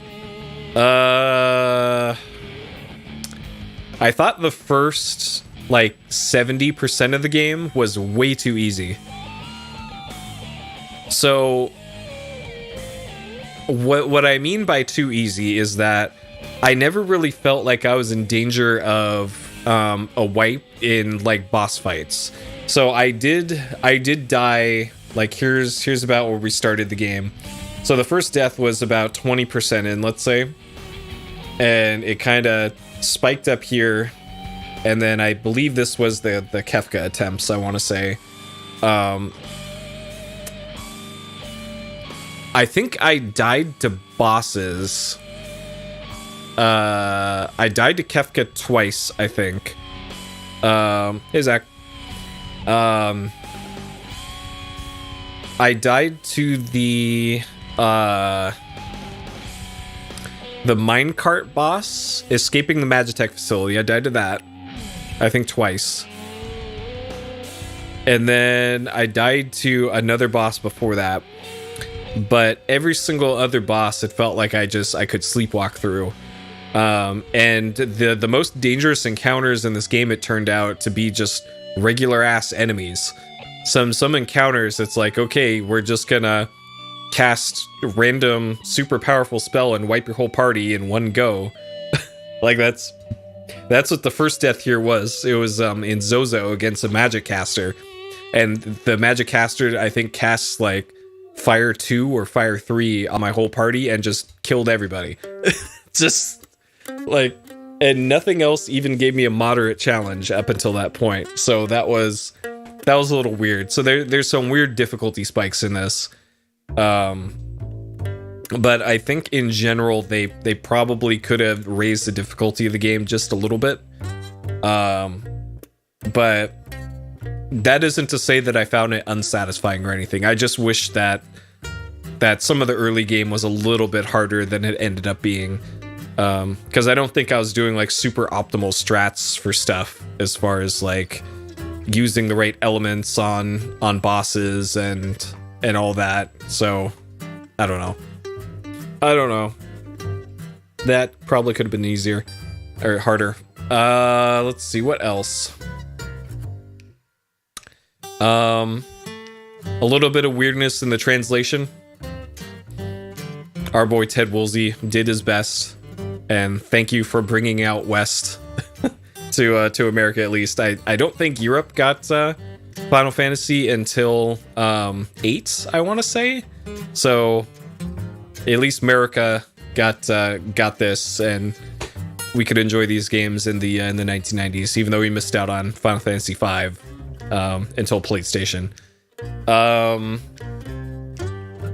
What else did I not like? Oh, we'll see. At least there's no Spoony Bard in this one. Oh, I should also mention the opera section in this was incredible. I just want a special note. The opera section, the opera part was notable. I really like that in this. Let's see. What else did I not like?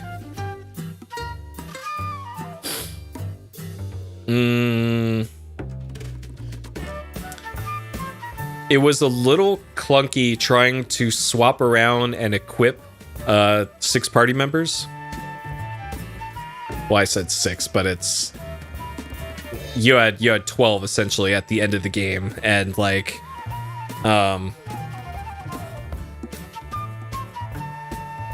yeah, encounter rate's a little high. Encounter rates are too high. There we go. So yeah, like at the end of the dungeon, like it was mostly with espers that I had the biggest problem. Like, I appreciate that this game had the optimal equip in the equip menu. If this game didn't have that optimize equipment button in it, it would have been real bad trying to like figure out who has the best thing and who should be doing what and who can use what and going through each slot. And oh my god, this playthrough probably would have been like 3 hours longer if that optimize equipment button wasn't in this. And there are later Final Fantasies that don't have that button, but they also don't need that button. But because of the way that this one was designed and multiple characters being able to use similar gear, really necessitated that. So I'm glad they put that in there at least. And then yeah, encounter rate's a little high. for the most part, you could run away from nearly everything anyways. So even though like you get into encounters a lot, they loaded instantly, and you loaded out of them pretty much instantly. So it's kind of like, this is fine. And if you wanted to get into fights to power level or something or grind, then that's what you want, I guess, right?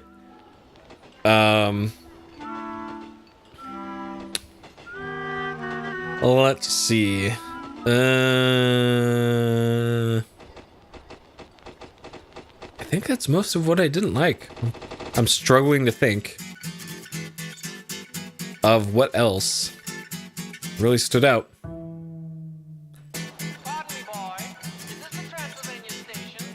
Yeah, I can't think of anything else. Sure. The whole game. Ultros the Octopus. There we go. Our boy Ultros. Giga Chad Umaro. Perfect. Microsoft's speech to text is just batting 1,000 here. Winning a fight with Umaro. No, it was Gao. Winning a fight with Gao and 2 zombies. There we go. Yeah, who did that? Was that Celis that did that? She jumped off a cliff to like, okay, sure. Yeah, some weird story beats in this. Okay, D&B, no. Ayla Maus. Yeah, I'm gonna say no. No on that one too. Okay, difficulty is hard. So, I mentioned this earlier, but I felt like a lot of the game, the bulk of the game was too easy, and then there was a few difficulty spikes. Like, just in the final dungeon, let's say, Kappas. Well, those are just monsters. Those are yokai. Yokai aren't Ayla Maus. Those don't count. So the final dungeon, I only felt like I was in danger in the final dungeon pre-Kefka, against, there was the sentry turret things that were at the top of the screen that they had miniguns on them, but they would just explode and do like 1,000 damage to whatever they exploded on. And those things were super dangerous. And then there was the random like ninjas that attacked like 4 times per turn and did like 1,000 damage with each attack they did. And those, I think, wiped the party one of the times. So, and then compare that to the bosses that I fought in the dungeon. There was the gold dragon, that all you had to do was use runic on, and then you literally don't even take any damage at all. There's Atma weapon, which also pretty easy. There was the robot armor thing, beat that pretty easily. So it's just a weird disconnect between the bosses that you have to fight being way too easy, and then the random battles, like any one of the random battles could have easily wiped your party, it felt like, in a lot of cases. Especially the ones that you couldn't run from. Though those actually didn't end up being too bad. It was the ones of the behemoth that you couldn't run from, but those were easy enough to kill. It was just once you got towards the back half of that final dungeon in the interior areas, that's when things started to get really dangerous. And then the final battle, just, man, intense. I would call it difficult, the final battle, but the strat that I employed for the final battle was just have Sabin and Gogo just do the bum rush attack over and over and over again, and then have 2 casters heal the whole party, and then that's all I had to do to essentially beat Kefka. Which I'm sure there's better strategies than that, but that's the one that ended up working for me. It just took a few attempts at the final boss to figure that out. That's probably what I needed to do. Hey, Hidden. Yeah, I got here right in time, right when I'm wrapping up. The VOD will be out shortly though for the incredible final fight. It went pretty good. So yeah, there's a weird disconnect in this game between the required story fights being too easy, I felt, and just some of the regular encounters just being too hard in a lot of cases. So I think on average, I should also note that I had to grind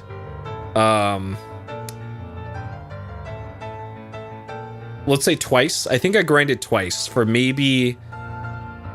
So I did a grind off stream for 2 hours, and I think I grinded on stream for maybe half an hour, I want to say. So about 2.5 hours of this time was spent grinding, which that's probably actually on the low end for a lot of JRPGs. There weren't any bosses that I felt like I had to grind to actually beat or anything. I could just naturally beat the bosses that I came across. The only reason why I really grinded was to get spells on characters that I wasn't using. So damage output and HP pool, yeah. Well, the characters that benefited the most from that grind, I didn't even use in the Kefka fight. Though it did help in the final dungeon and the run up to the Kefka fight, of course. But those characters actually didn't help that much in the Kefka fight, funnily enough. So I'd say this is probably right about right in terms of difficulty. I don't think I would change too much for this. Just make things a little bit harder on the regular bosses and a little bit easier on the regular encounters. But honestly, it's pretty much fine as it is. And I know that there's if you're looking for a challenging FF6 playthrough, there's, I think, plenty of ROM hacks that mess around with difficulty and game mechanics and all that. So if you're looking for a challenging FF6 playthrough, the ROM hacking community's got you covered on that. I'm not sure if the recent remasters and different versions of this have also changed balance in any way, because there's the original Super Nintendo Super Famicom version of this that came out. There's the PlayStation version. There's the Game Boy Advance version. There is a mobile port version that came out in, I think, 2010 maybe. And then recently there's the Pixel remaster version of this. So as far as I'm aware, there's 5 different versions of Final Fantasy VI. And I know the mobile port version on iOS and Android, I think, has new art in it. So it actually looks substantially different from the other ones. And then the Pixel remaster, I think, also has some changes done to it for the graphics. The mobile port's bad because of the movement, yeah. There's a reason why I'm playing this version in particular of this one. So yeah. So my point is, if any of my complaints about the difficulty could be easily resolved by just playing a ROM hack, I guess. But as far as the standard experience that came with the game as originally intended, I think it's a little not quite right, difficulty-wise, but balanced enough that I'll call it a green here, a 3 out of 5. Okay, so prior to this playthrough, my general sentiment for this game was I didn't think it was very good. Probably would have been about here. That one right there. Probably would have been my sentiment to me actually playing, prior to me playing this. Now that I have played this, I have a much higher opinion of this game now than I previously did. The storytelling in it is like genuinely moving in some parts to it. There's only so much like character and spirit and all that you can convey with limited 2D sprite work and a kind of iffy translation done by it and limited amount of text and all that. But this game does a really great job of kind of causing the player to actually give a shit about the game world, about the characters in it, which, like, compare it to, I don't know, FF8 or something. As much as I love 8, I generally couldn't give a shit about the game world of 8. Like, there's just a lot of charm to this game that I didn't really appreciate until this playthrough. As far as the battle mechanics go, I also wasn't aware of the magic and Esper system and how important that is to flexibility and character choice and ability choice. Let's see. Oh, you put a cool video in there? Okay, cool. I'll check that out. And yeah, it's the moments like the opera scene, just incredible. A lot of cool gameplay choices with having to split up the party. Like in general, for a lot of JRPGs, it's like, okay, you're gonna steadily gather a posse of characters for your ragtag band of people who are gonna save the world over the course of however many dozens of hours in an RPG. And then they're always gonna be together for most of the game. Whereas in this one, it's like you got one or two characters at a time for a lot of the game, and it really switches around and jumps around different perspectives, and then kind of climaxes at this climactic battle in the floating continent with Kefka, and then the whole world explodes, and then you're back to everybody getting split up again, and you essentially have to do it all over again for the World of Ruin section. And I think that's a really cool approach that they took to doing that.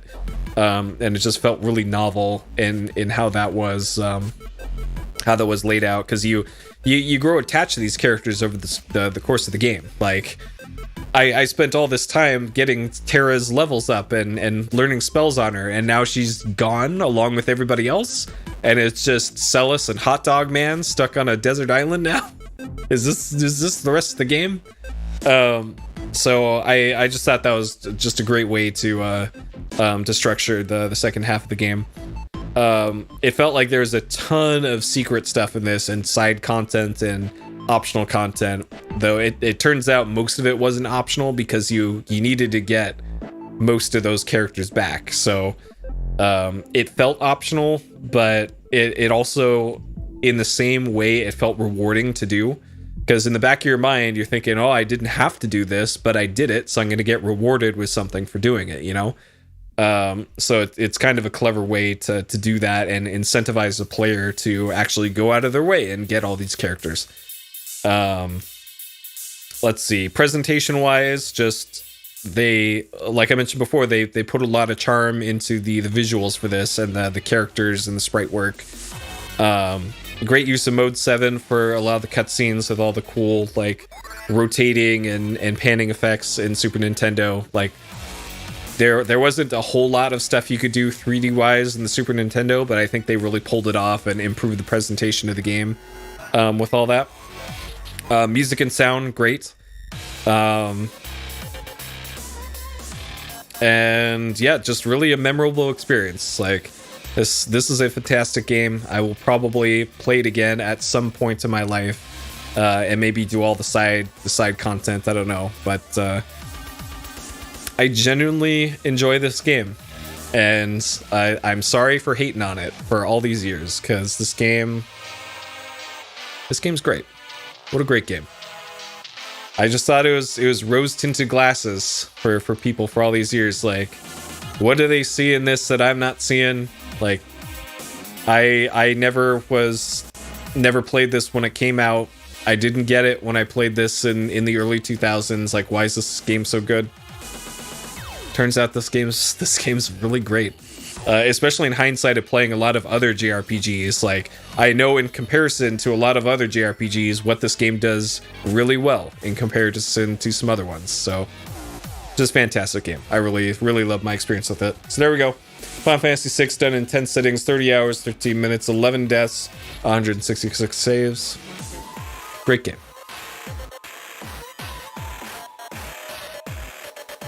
Okay.